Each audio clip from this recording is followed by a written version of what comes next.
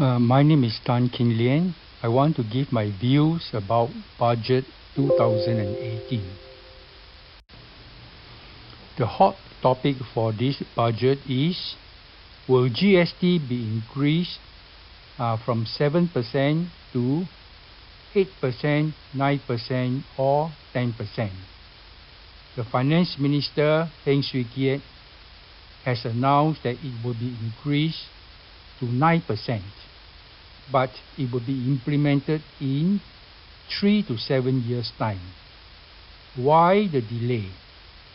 There was an unexpected budget surplus of $9.6 billion. Unexpected? Has the Finance Minister been asleep? He doesn't know what is happening in the finances of the country? Many people say, don't increase GST, keep it at 7%. Well, I disagree. I say, don't keep it at 7%. Don't reduce GST to 5% or to 3%. Don't increase GST either. GST should be 0%. Kosong. Ling. GST should be abolish. Menghapus. 取消. Now what happens when we abolish GST? The cost of living will come down by up to 10%. 7% is from GST. Another 2 to 3% is from the cost of administering GST.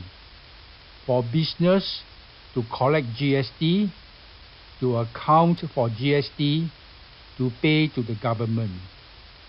This is cost incurred by business, but you can be sure it is added to the cost paid by consumers. Each year, after working hard, our workers get an average wage increase of 2%. They need to work hard for 5 years to get a 10% increase in wages. If the cost of living can drop by 10%, it is the same as 5 long years of hard work. GST contributes $11 billion to the budget. Where can we replace the 11 billion? I say, we do not need to replace the 11 billion. We already collect 20 billion from sale of land a year. This is my estimate because these figures are not published. Now, if we count land sale, which is standard IMF accounting, International Monetary Fund, we still have a surplus of 9 billion after abolishing GST. Someone said, land sale is a capital item. We cannot count capital item in the budget. Really? The budget for Ministry of Transport is $14 billion. A large part is for the high-speed rail to Kuala Lumpur and MRT lines. These are also capital items, right?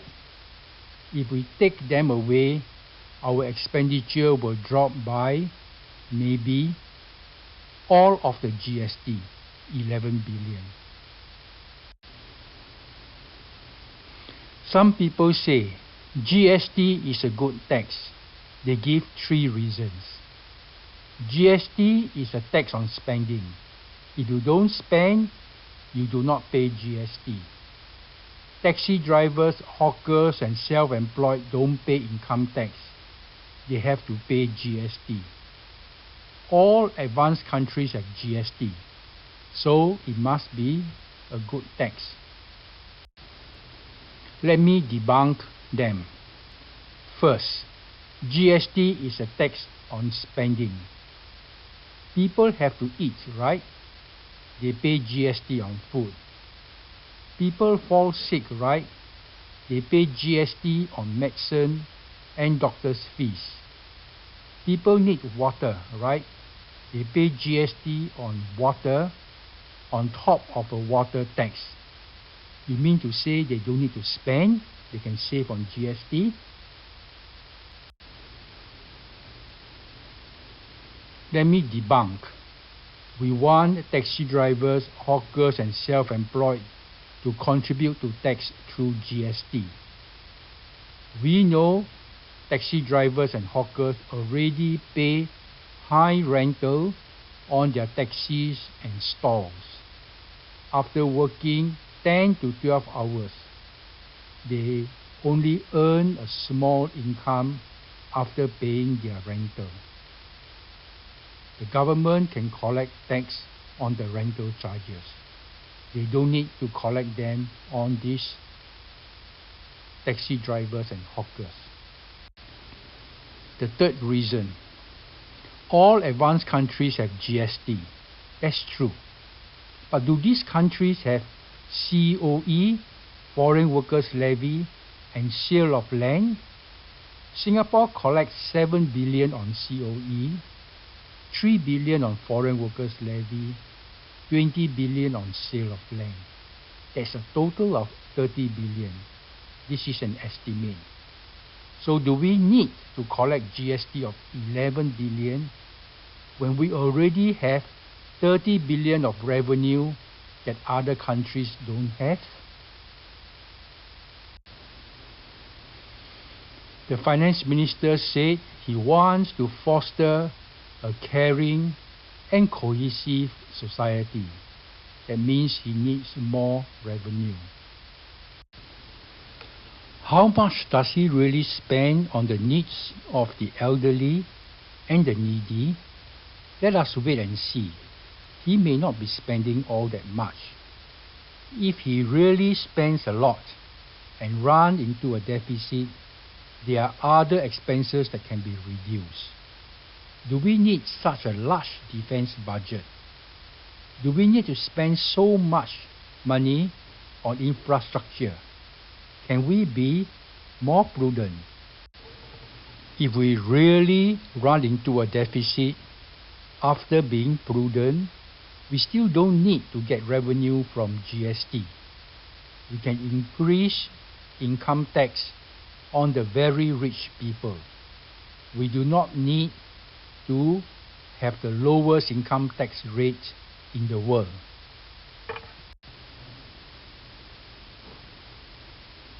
The finance minister wants to foster an innovative and vibrant economy.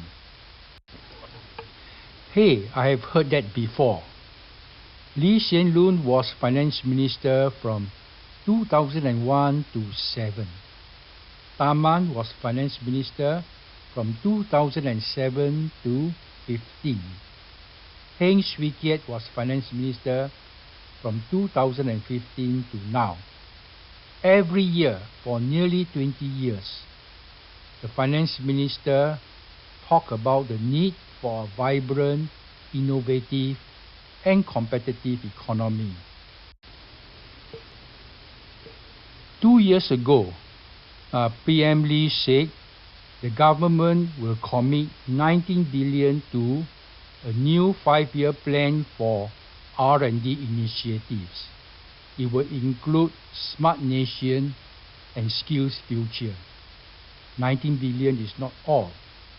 We have to count the money on the productivity and innovation credit, the money put into various research funds.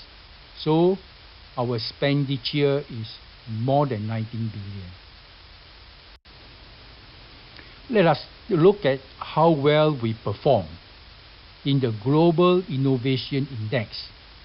This is published yearly and is followed by most countries. According to this index, on the Innovation Index, Switzerland ranked first, USA ranked fourth, Singapore ranked 7th. Not bad, 7 out of 127 countries. China ranked 22.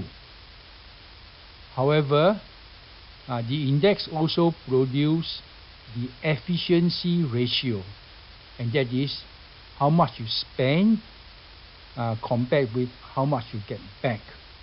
On this efficiency ratio, Singapore ranked 63, right in the middle. Switzerland ranked 2nd, China ranked 3rd. Yes, we do spend a lot of money on innovation, but we do not get back much in return. We are inefficient and wasteful. GST was introduced in the late 1980s. Before that, we were competitive, we were efficient. Over the last 30 years, we became costly, inefficient, wasteful, uncompetitive. We are now the most expensive city in the world. GST is not the only reason, but it is an important cause of our decline. Conclusion: we need to change our economic strategy. We need to bring back the values of our first finance minister, Dr. Goh Keng Swee. We have to start by abolishing GST. We have to introduce prudency in our government spending. We owe it to our children, grandchildren, and to the future of Singapore. Thank you.